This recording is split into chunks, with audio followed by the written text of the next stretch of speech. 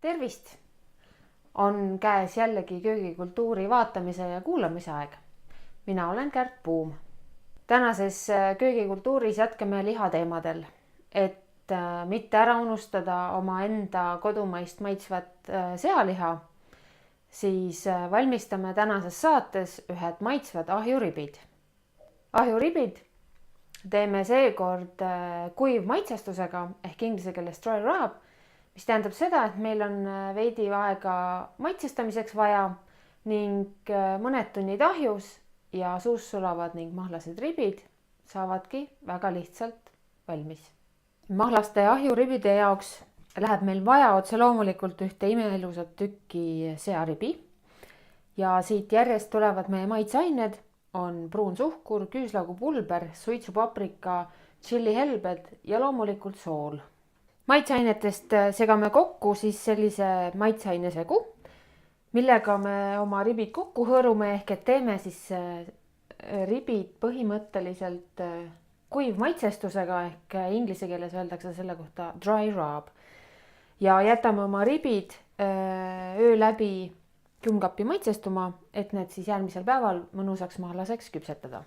Ja maitseaine segu jaoks võtame siit järjest pruuni suhkrut, paneme 2 teelusikatäit, siis küüslaugupulbrit ka 2 teelusikatäit, seejärel suitsupaprikat 3 teelusikatäit, tšillihelbeid 1 teelusikatäis, soola umbes samuti 1 teelusikatäis. Segame segu kõik ühtlaselt läbi. Nüüd paneme lõikelauale alla topelt toidukile, et selle peal oma ribid ilusti sisse hõõruda, sest et hiljem on see väga lihtne ja mugav nad siis kokku pakkida ja külmkappi panna. Ja meie ribid paneme osa siis sellest maitseainesegust siia peale. Hõõrume siia sisse ilusti. Suuremad suhkrutükid proovime kas näppudega laiali vajutada või lihtsalt jätta nii, nagu nad on. Hõõrame ribitüki ümber. Paneme külgedele samuti maitseainesegu, teisele poole samamoodi. Nüüd keerame selle tüki niimoodi, et nahk on täie poole. Võtame terava noa ja lõikame naha sisse ilusti viilud, et maitseainesegu saaks läbi naha minna ja seal oleva liha ka samamoodi ära maitsestada. Valame ülejäänud maitseainesegu siia nahale peale. Hõõrume sisse ja kõik see, mis siin külgedel üle jääb, selle ilusti mässime kilega koos siia ümber.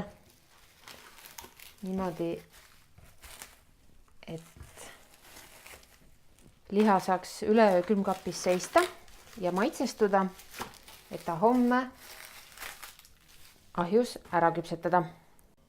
Meie ribid on nüüd marineerinud ilusti ära umbes 24 tundi ja mässime enda siit kilest lahti. Paneme ribid küpsema ahjuristi peale niimoodi, et nahk on üleval pool, sest kui siis nad risti peal küpsevad, kõik rasv tilgub siia alla, aga siis ribid ei jää rasvased ja jäävad mõnusad mahlased. Peale paneme fooliumi, teeme paar õhuauku sisse ning asetame ahju umbes 3–3,5 tunniks 180 kraadi juurde. Nüüd, kui ribid on ahjus veetnud mõnusad 3 tundi, on aeg nad välja võtta, eemaldada foolium ja vaatame, kui mõnus ja pehme meil see liha on. Nüüd paneme ahju veel grillrežiimile ja laseme selle pehme naha siin veel krõbedaks ka, sest muidu praegu ta on selline pehme ja see pole väga mõnus asi, mida süüa. Aga umbes 250 kraadi grillrežiimil ja 15 minutit ning siis on saavutanud ribi oma täiusliku olemuse. Nüüd, kui ribi on meil ka grilli alt läbi käinud ja natuke aega on ta saanud puhata, siis on viimane aeg ta lahti lõigata, et nagu kuulete, on see nahk siin mõnusalt krõbe, aga lõikame nüüd selle ribi siin ilusti lahti. Nagu näha, on ribi täiesti pehme, mahlane ja koorik on peal mõnusalt krõbe, nii et arvan, et see on küll meil väga hästi seekord õnnestunud. Et kõrvale sobib siia kindlasti mingi värske salat või hoopis mingid nuudlid. Selline see krõbe ja mahlane ahjuribi ongi. Imelihtne teha, lihtsalt natuke võtab ahjus aega. Head isu!